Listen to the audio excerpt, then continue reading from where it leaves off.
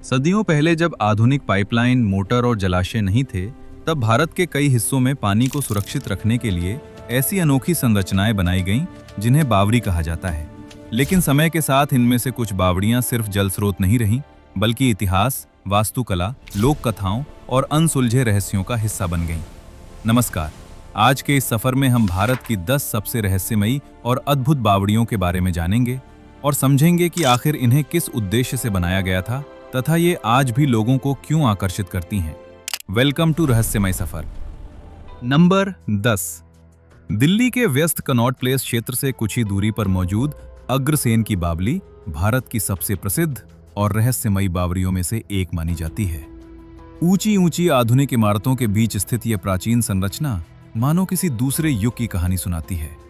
पहली नजर में यह सिर्फ सीढ़ियों वाली एक पुरानी बावड़ी दिखाई देती है, लेकिन जैसे जैसे कोई इसकी गहराई की ओर उतरता है, इसका वातावरण पूरी तरह बदलता हुआ महसूस होने लगता है। माना जाता है कि इस बावली का मूल निर्माण प्राचीन काल में महाराजा अग्रसेन के समय हुआ था, जबकि वर्तमान संरचना का पुनर्निर्माण मध्यकाल में कराया गया। लगभग 60 मीटर लंबी और 15 मीटर चौड़ी ये बावली 3 मंजिलों में बनी हुई है। इसमें नीचे तक जाने के लिए 100 से अधिक सीढ़ियां बनाई गई हैं। जैसे जैसे नीचे उतरते हैं, ऊपर का शोर कम होता जाता है और वातावरण में एक अलग प्रकार की शांति महसूस होने लगती है। इस बावली का मुख्य उद्देश्य वर्षा जल का संग्रह करना था। आज से कई सौ वर्ष पहले दिल्ली और उसके आसपास के क्षेत्रों में पानी की उपलब्धता हमेशा समान नहीं रहती थी। इसलिए ऐसी बावड़ियां बनाई जाती थीं जहां वर्षा का पानी लंबे समय तक सुरक्षित रखा जा सके। ये केवल जल स्रोत नहीं थी, बल्कि यात्रियों, व्यापारियों और स्थानीय लोगों के लिए विश्राम स्थल का भी काम करती थी। गर्मियों के दौरान बावड़ी के अंदर का तापमान बाहर की तुलना में काफी कम रहता था, इसलिए लोग यहां आराम करने भी आते थे। अग्रसेन की बावली की वास्तुकला भी काफी दिलचस्प है।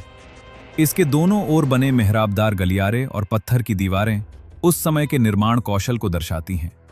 बिना आधुनिक मशीनों के इतनी सटीक और मजबूत संरचना तैयार करना अपने आप में एक बड़ी उपलब्धि थी। यही कारण है कि सदियों बाद भी ये बावली आज खड़ी है। लेकिन इस बावली को सबसे अधिक प्रसिद्धि इसके साथ जुड़ी रहस्यमयी कहानियों से मिली। वर्षों से ये कहा जाता रहा है कि बावड़ी का पानी काला था और इसमें एक सम्मोहन शक्ति थी जो उदास लोगों को अपनी ओर खींचती थी और उन्हें कूद कर जान देने के लिए मजबूर करती थी।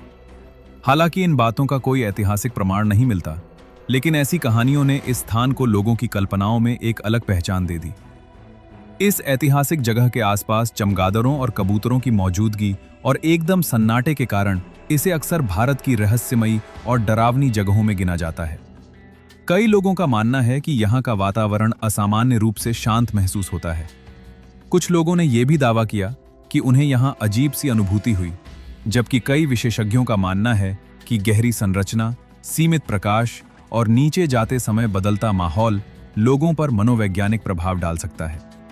यही कारण है कि इस बावली के बारे में अलग अलग धारणाएं आज भी सुनने को मिलती हैं। दिल्ली में मौजूद अनेक ऐतिहासिक स्थलों के बीच अग्रसेन की बावली एक ऐसी जगह है जहां इतिहास, वास्तुकला और लोक कथाएं एक साथ दिखाई देती हैं। ये केवल पानी संग्रह करने की संरचना नहीं थी, बल्कि उस समय के समाज की जरूरतों को पूरा करने वाला एक महत्वपूर्ण केंद्र भी थी। शायद यही वजह है कि सदियों बाद भी ये बावली लोगों को अपनी ओर आकर्षित करती है और इसके रहस्य आज भी चर्चा का विषय बने हुए हैं। नंबर 9। राजस्थान के दौसा जिले के छोटे से गांव आभानेरी में स्थित चांद बावड़ी भारत ही नहीं बल्कि दुनिया की सबसे अद्भुत और विशाल बावड़ियों में से एक मानी जाती है। पहली नजर में इसे देखने वाला व्यक्ति अक्सर इसकी गहराई और हजारों सीढ़ियों को देखकर हैरान रह जाता है। ऊपर से देखने पर ऐसा लगता है जैसे किसी ने पत्थरों के बीच एक विशाल ज्यामितीय पहेली बना दी हो। यही अनोखा दृश्य चांद बावड़ी को भारत की सबसे प्रसिद्ध बावड़ियों में शामिल करता है। माना जाता है कि इस बावड़ी का निर्माण लगभग 8वीं से 9वीं शताब्दी के बीच निकुंभ वंश के शासक राजा चंद के समय कराया गया था। इसी कारण इसका नाम चांद बावड़ी पड़ा। उस समय राजस्थान का यह क्षेत्र अत्यधिक गर्म और शुष्क माना जाता था। वर्षा कम होती थी और पानी की उपलब्धता पूरे वर्ष समान नहीं रहती थी।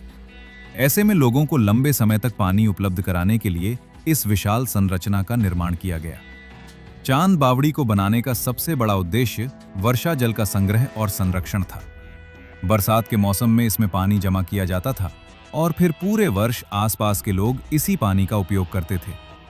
उस समय ये केवल एक जलाशय नहीं थी, बल्कि पूरे क्षेत्र की जीवन रेखा थी। गांव के लोग पीने, घरेलू उपयोग और अन्य आवश्यक कार्यों के लिए इसी बावड़ी पर निर्भर रहते थे। इस बावड़ी की सबसे बड़ी विशेषता इसकी लगभग 3500 सीढ़ियां हैं। ये सीढ़ियां 13 मंजिलों तक नीचे जाती हैं। खास बात यह है कि 3 ओर सीढ़ियां बनाई गई हैं, जबकि चौथी ओर मंडप और विश्राम स्थल निर्मित किए गए थे। इतने बड़े पैमाने पर और इतनी सटीकता से सीढ़ियों का निर्माण उस समय के इंजीनियरिंग कौशल का अद्भुत उदाहरण माना जाता है। चांद बावड़ी केवल पानी संग्रह करने का स्थान नहीं थी, ये सामाजिक जीवन का भी महत्वपूर्ण केंद्र थी। लोग यहाँ पानी भरने आते थे, आपस में मिलते थे और कई धार्मिक गतिविधियां भी यहीं आयोजित की जाती थीं।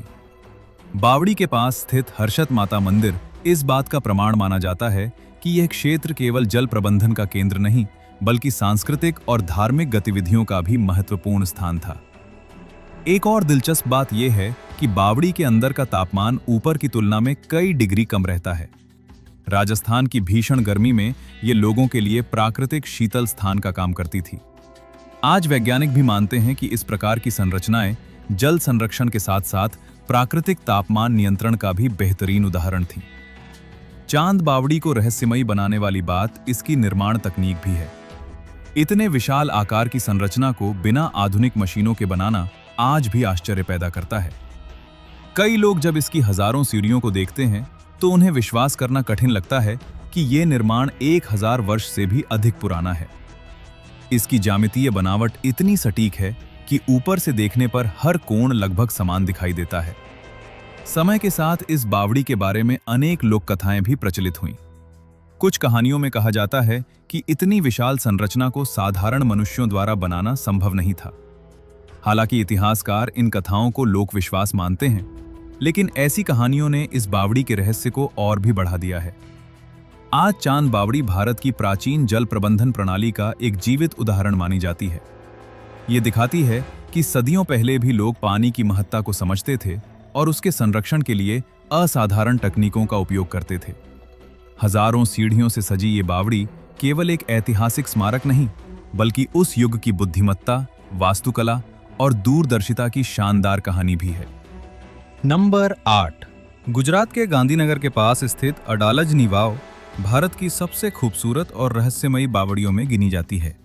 ये केवल एक जल संरचना नहीं है, बल्कि प्रेम, राजनीति, युद्ध और त्याग से जुड़ी एक ऐसी कहानी को अपने भीतर समेटे हुए है जिसने इसे सदियों तक यादगार बनाए रखा है। जब कोई पहली बार इस बावड़ी में उतरता है तो उसे ऐसा महसूस होता है जैसे वो किसी भूमिगत महल में प्रवेश कर रहा हो। इस बावड़ी का निर्माण 15वीं शताब्दी के अंत में कराया गया था। इतिहास के अनुसार अडालज क्षेत्र पर राजा वीर सिंह वाघेला का शासन था। उन्होंने यहाँ के लोगों के लिए एक विशाल बावड़ी बनवाने का निर्णय लिया ताकि क्षेत्र में पानी की समस्या को दूर किया जा सके। लेकिन निर्माण पूरा होने से पहले ही पड़ोसी शासक महमूद बेगड़ा के साथ संघर्ष में राजा वीर सिंह की मृत्यु हो गई। इसके बाद रानी रुदाबाई की कहानी इस बावड़ी से जुड़ जाती है। कहा जाता है कि महमूद बेगड़ा रानी की सुंदरता से प्रभावित था और उसने विवाह का प्रस्ताव रखा। रानी ने एक शर्त रखी कि पहले बावड़ी का निर्माण पूरा कराया जाए।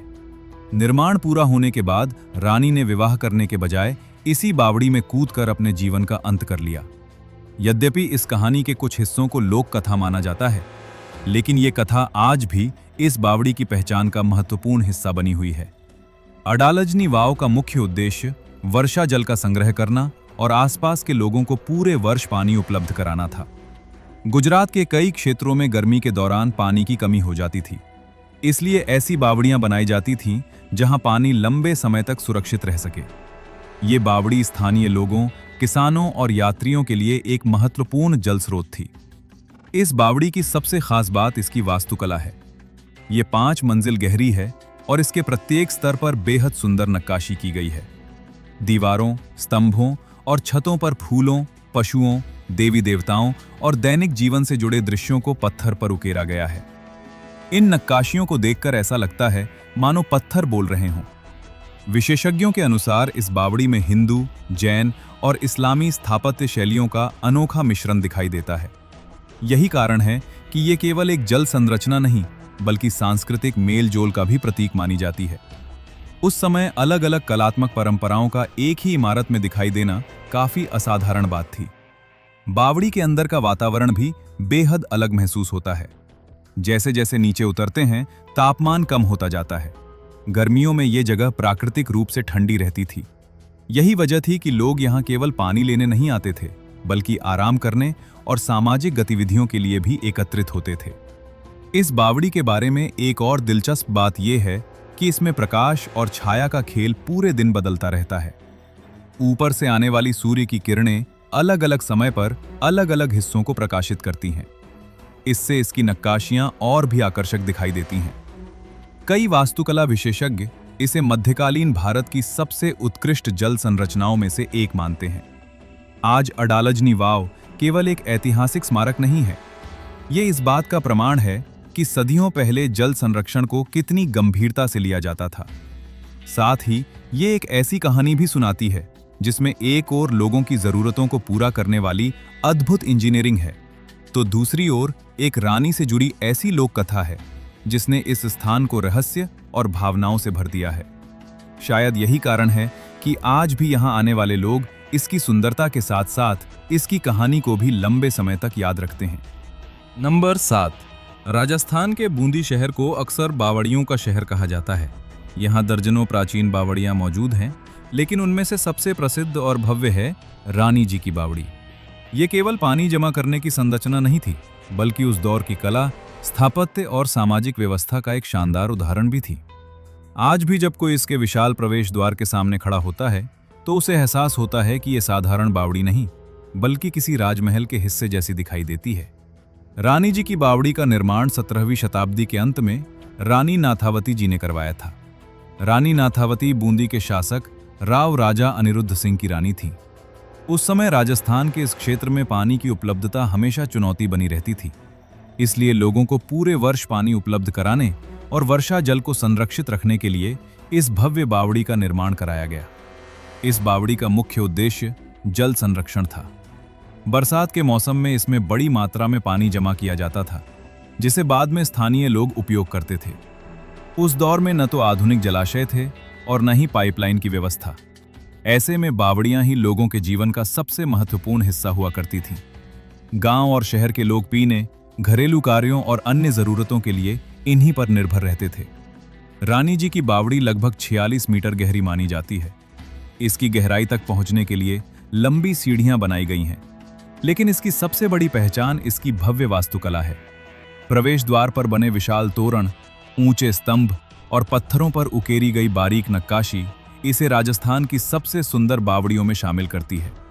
इस बावड़ी की दीवारों पर देवी देवताओं, हाथियों और विभिन्न अलंकरणों की आकृतियां बनाई गई हैं। उस समय के शिल्पकारों ने साधारण जल संरचना को भी कला का अद्भुत नमूना बना दिया था। यही कारण है कि इसे देखने आने वाले लोग केवल इसकी गहराई नहीं, बल्कि इसकी कलात्मक सुंदरता को भी लंबे समय तक याद रखते हैं। रानी जी की बावड़ी का उपयोग केवल पानी लेने के लिए नहीं होता था, यह सामाजिक जीवन का भी महत्वपूर्ण केंद्र थी। महिलाएं यहां पानी भरने आती थीं, लोग आपस में मिलते थे और कई सामुदायिक गतिविधियां भी यहीं होती थीं। उस समय ऐसी बावड़ियां समाज को जोड़ने वाले स्थानों की तरह काम करती थीं। इस बावड़ी की एक और विशेषता यह है कि इसका निर्माण इस प्रकार किया गया था कि नीचे का हिस्सा गर्मियों में भी अपेक्षाकृत ठंडा रहे। जब बाहर का तापमान बहुत अधिक होता था, तब लोग यहाँ कुछ समय बिताकर राहत महसूस करते थे। इस तरह यह संरचना जल संरक्षण के साथ साथ प्राकृतिक शीतलन का भी काम करती थी। समय के साथ बूंदी का महत्व बदलता गया और आधुनिक जल व्यवस्थाएं विकसित होती गईं। लेकिन रानी जी की बावड़ी आज भी उस युग की इंजीनियरिंग क्षमता का प्रमाण बनी हुई है। इतने वर्षों बाद भी इसकी संरचना काफी हद तक सुरक्षित है, जो उस समय के निर्माण कौशल को दर्शाती है। कई इतिहासकार मानते हैं कि यह बावड़ी केवल उपयोगिता के लिए नहीं बनाई गई थी, बल्कि यह राज परिवार की प्रतिष्ठा और जनता के प्रति उनकी जिम्मेदारी का भी प्रतीक थी। किसी रानी द्वारा इतनी विशाल सार्वजनिक संरचना का निर्माण कराना उस समय एक महत्वपूर्ण सामाजिक कार्य माना जाता था। आज रानी जी की बावड़ी बूंदी की पहचान बन चुकी है। इसकी गहराई, भव्य प्रवेश द्वार और अद्भुत नक्काशी इसे बाकी कई बावड़ियों से अलग बनाती है। ये हमें याद दिलाती है कि सदियों पहले जल संरक्षण केवल आवश्यकता नहीं था, बल्कि उसे कला, वास्तुकला और समाज के साथ जोड़कर एक ऐसी विरासत में बदल दिया गया था जो आज भी लोगों को आश्चर्यचकित कर देती है। नंबर 6। जयपुर के ऐतिहासिक आमेर क्षेत्र में स्थित पन्ना मीना का कुंड भारत की उन बावड़ियों में से एक है जो अपनी अनोखी बनावट और रहस्यमयी ज्यामितीय डिजाइन के कारण प्रसिद्ध है।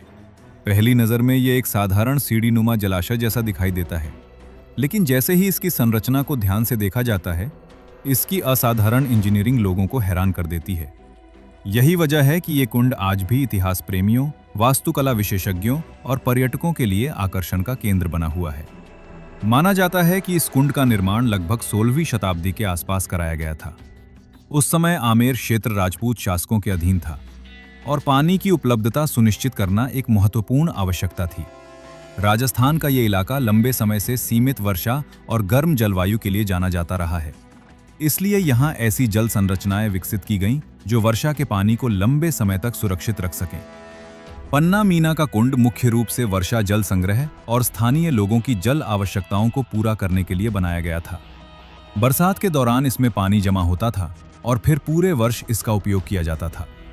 उस समय ये क्षेत्र के निवासियों के लिए एक महत्वपूर्ण जल स्रोत था।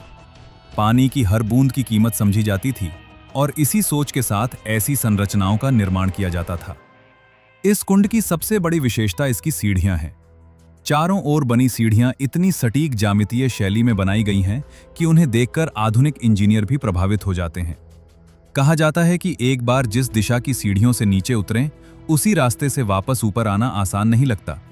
हालांकि ये अधिकतर एक लोकप्रिय लोक कथा है, लेकिन इसकी जटिल बनावट लोगों को आज भी भ्रमित कर देती है। इस संरचना में कुल 8 स्तरों की सीढ़ियां दिखाई देती हैं। हर दिशा से उतरने वाले रास्ते एक दूसरे को काटते हुए नीचे पानी तक पहुंचते हैं। ऊपर से देखने पर यह पूरा कुंड किसी विशाल ज्यामितीय चित्र जैसा दिखाई देता है। यही कारण है कि इसकी तस्वीरें दुनिया भर में प्रसिद्ध हैं।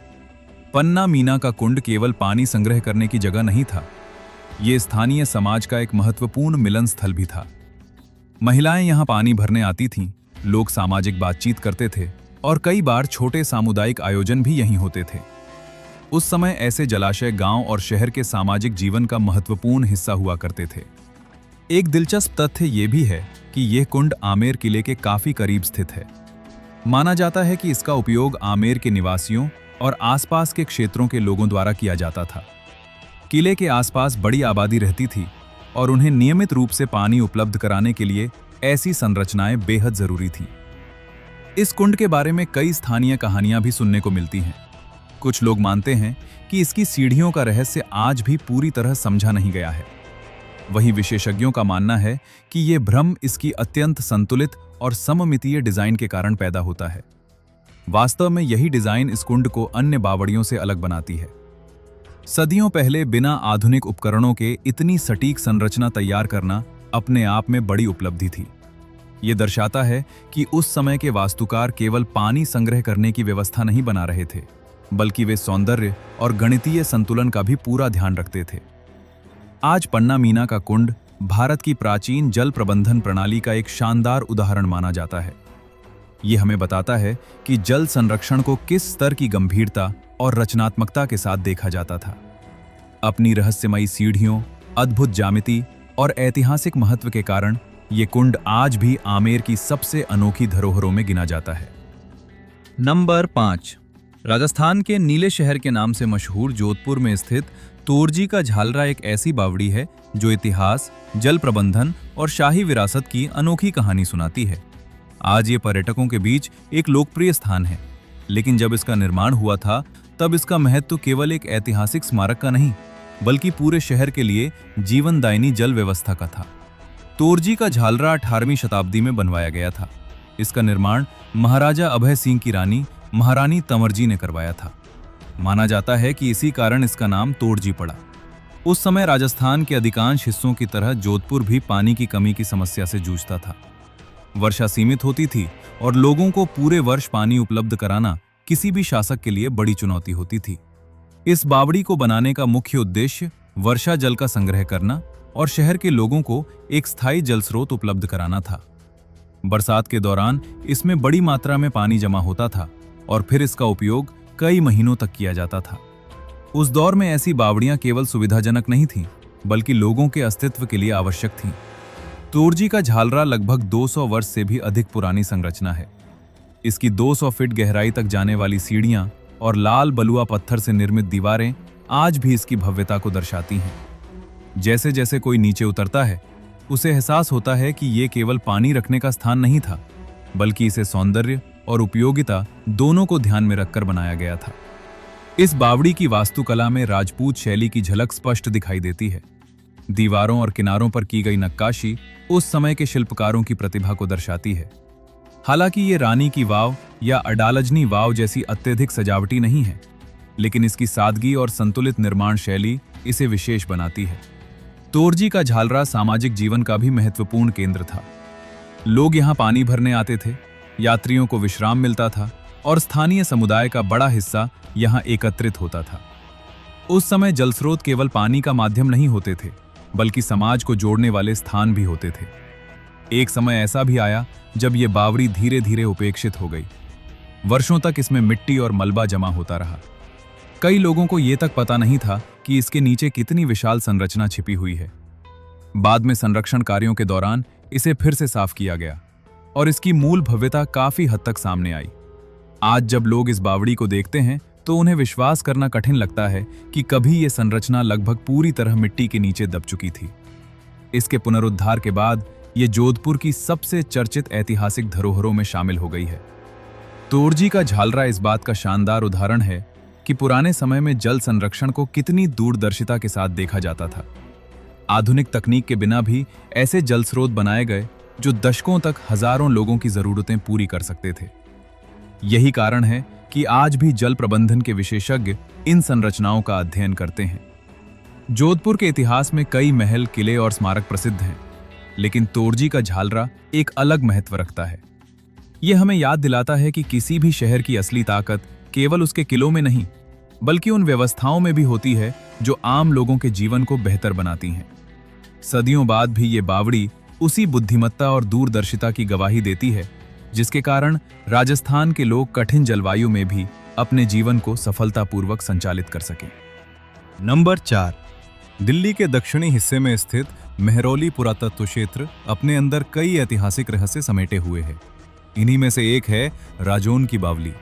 पहली नजर में ये एक शांत और साधारण सी संरचना दिखाई देती है, लेकिन इसका इतिहास, वास्तुकला और उद्देश्य इसे भारत की सबसे दिलचस्प बावड़ियों में शामिल कर देता है।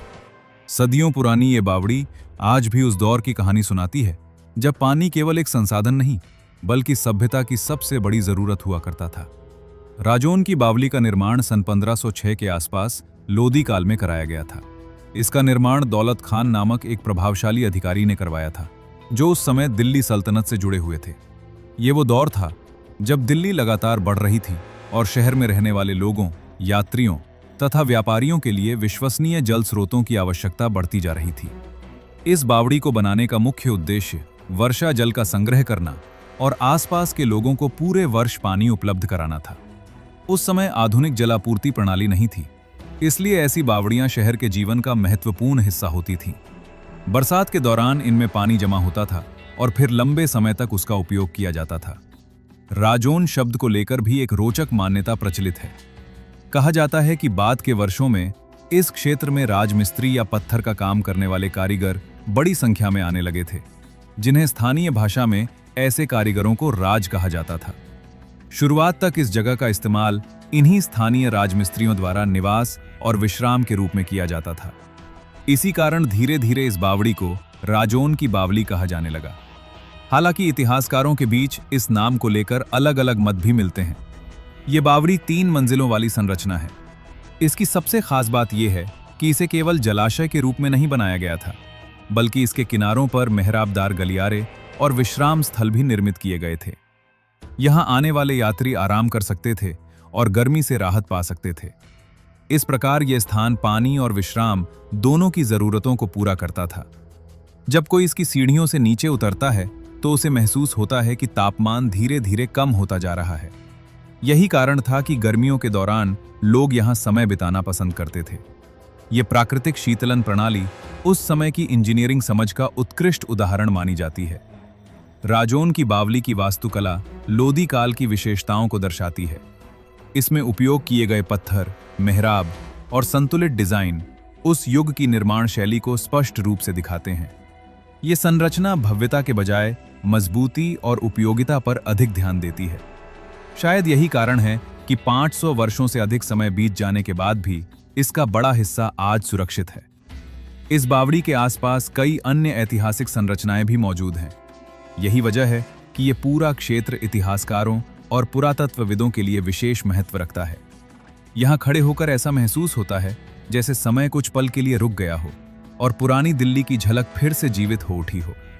हालांकि इस बावड़ी से जुड़ी लोक कथाएं अग्रसेन की बावली जैसी प्रसिद्ध नहीं है, लेकिन इसका शांत वातावरण और गहरी संरचना इसे रहस्यमयी बना देती है।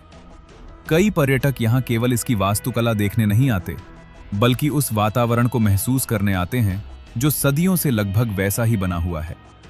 राजौन की बावली इस बात का प्रमाण है कि मध्यकालीन भारत में जल प्रबंधन कितनी गंभीरता से किया जाता था। इसे केवल पानी जमा करने के लिए नहीं, बल्कि यात्रियों, व्यापारियों और स्थानीय समाज की आवश्यकताओं को ध्यान में रखकर बनाया गया था। आज ये बावड़ी हमें याद दिलाती है कि किसी शहर की असली प्रगति केवल उसके महलों और किलों से नहीं, बल्कि उन व्यवस्थाओं से भी मापी जाती है जो आम लोगों के जीवन को आसान बनाती हैं। यही कारण है कि राजौन की बावली आज भी दिल्ली की सबसे महत्वपूर्ण ऐतिहासिक धरोहरों में गिनी जाती है। नंबर 3, अगर भारत की सबसे भव्य, सबसे कलात्मक और सबसे रहस्यमयी बावड़ियों की बात की जाए तो रानी की वाव का नाम सबसे पहले लिया जाता है। गुजरात के पाटन शहर में स्थित ये अद्भुत संरचना केवल एक बावड़ी नहीं, बल्कि धरती के नीचे छिपा हुआ एक विशाल स्थापत्य चमत्कार है। इसकी गहराई में उतरते हुए ऐसा महसूस होता है मानो कोई पानी के स्रोत की ओर नहीं, बल्कि किसी प्राचीन भूमिगत महल की ओर जा रहा हो। रानी की वाव का निर्माण 11वीं शताब्दी में कराया गया था। इतिहासकारों के अनुसार इसका निर्माण रानी उदयमती ने अपने पति राजा भीमदेव प्रथम की स्मृति में करवाया था, जो चालुक्य या सोलंकी वंश के शक्तिशाली शासक थे। उस समय गुजरात व्यापार, संस्कृति और स्थापत्य कला का एक महत्वपूर्ण केंद्र था।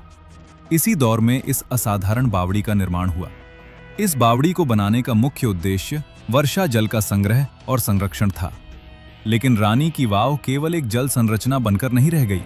इसे इस प्रकार डिजाइन किया गया कि यह जल संरक्षण के साथ साथ कला, धर्म और शाही गौरव का भी प्रतीक बन सके। यही कारण है कि इसे भारत की अन्य अधिकांश बावड़ियों से अलग माना जाता है। लगभग 64 मीटर लंबी, 20 मीटर चौड़ी और करीब 27 मीटर गहरी यह बावड़ी 7 स्तरों में बनाई गई है।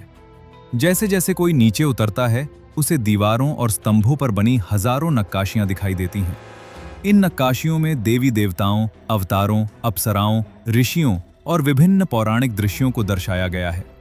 विशेषज्ञों के अनुसार यहाँ 500 से अधिक प्रमुख मूर्तियां और 1000 से अधिक छोटी कलाकृतियां मौजूद हैं। इस बावड़ी की सबसे बड़ी विशेषता यह है कि इसे उल्टे मंदिर की अवधारणा पर बनाया गया माना जाता है।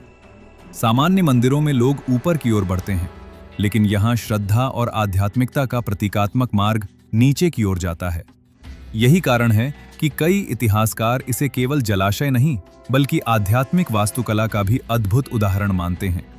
लेकिन रानी की वाव का सबसे बड़ा रहस्य इसकी खोई हुई कहानी है।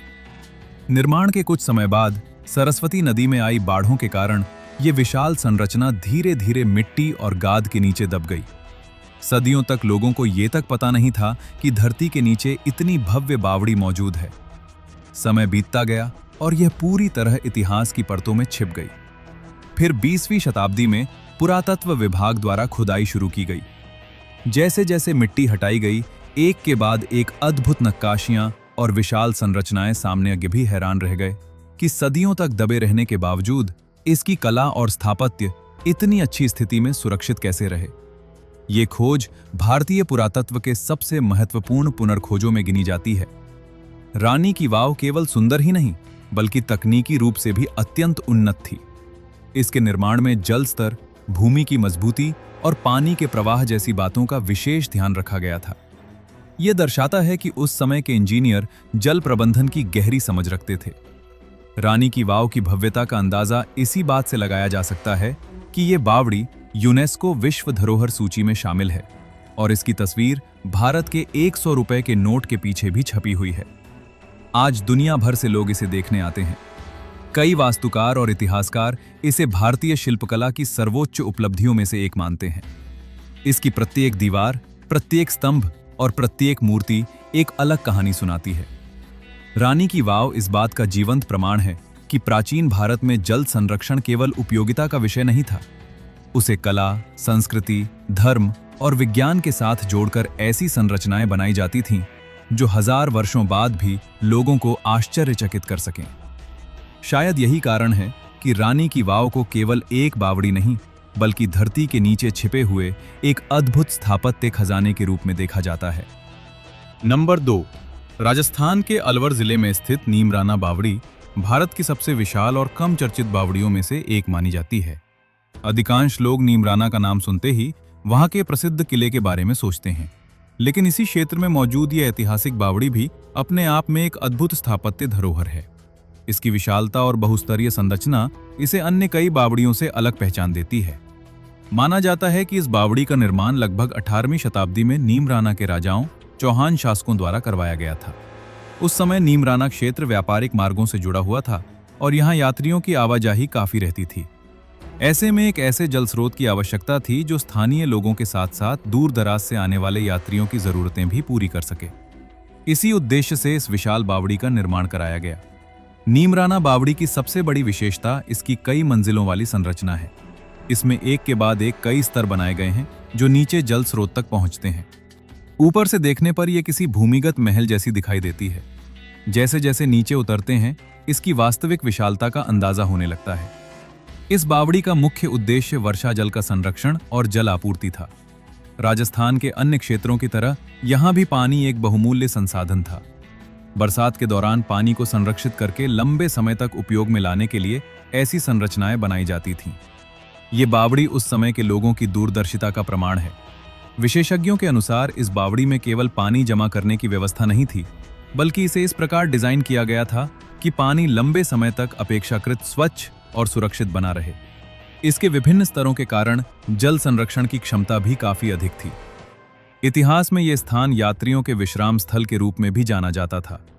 गर्मी के मौसम में नीचे का हिस्सा अपेक्षाकृत ठंडा रहता था, जिससे यात्रियों और स्थानीय लोगों को राहत मिलती थी। इस प्रकार यह केवल जल स्रोत नहीं, बल्कि सामाजिक और व्यावहारिक उपयोग का भी महत्वपूर्ण केंद्र था।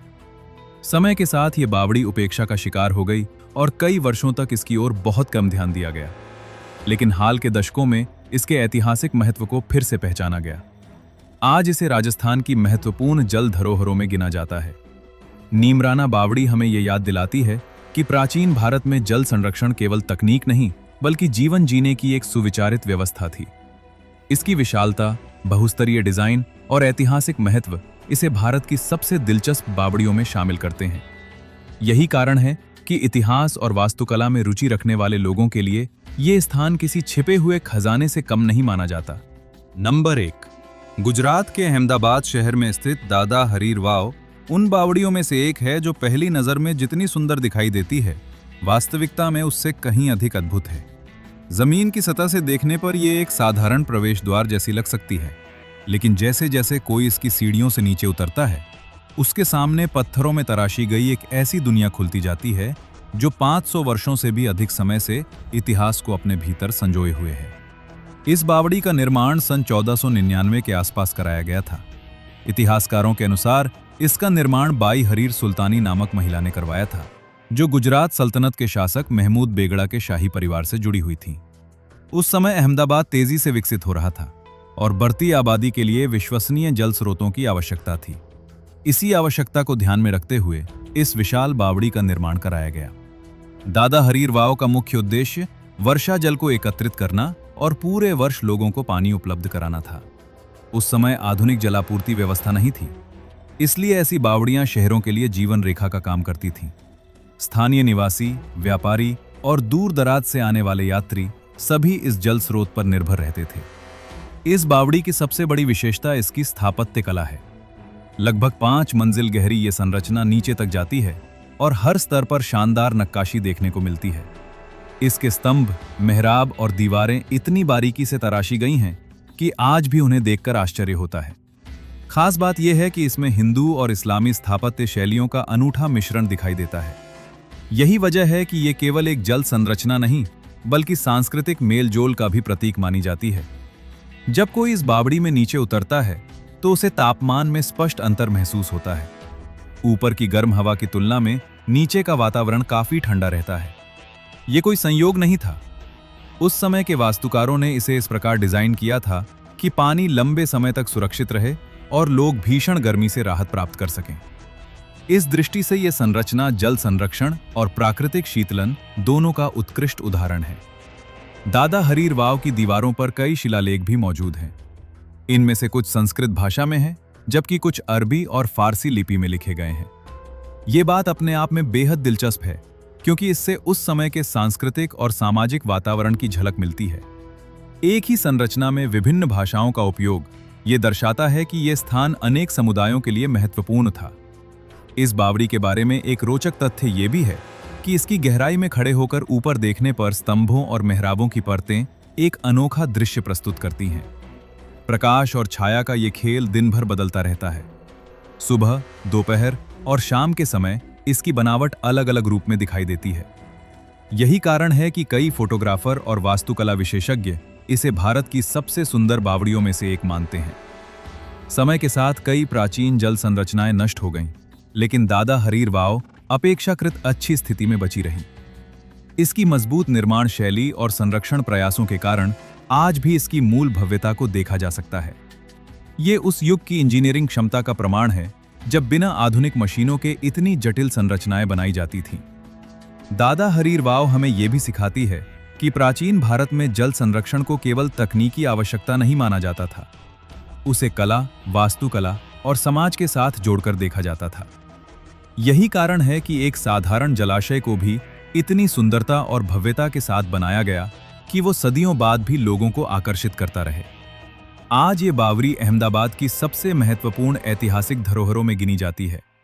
इसकी गहराई, रहस्यमयी वातावरण, बहुभाषी शिलालेख और अद्भुत नक्काशी इसे भारत की उन चुनिंदा बावड़ियों में शामिल करते हैं जिन्हें देखने के बाद ये समझ आता है कि प्राचीन जल संरचनाएं केवल उपयोगिता की वस्तु नहीं थीं, बल्कि वे अपने समय की कला, विज्ञान और दूरदर्शिता की जीवित मिसाल थीं। उम्मीद है इस वीडियो से कुछ बेहतर और गहराई से जानकारी मिली होगी। Thanks for watching.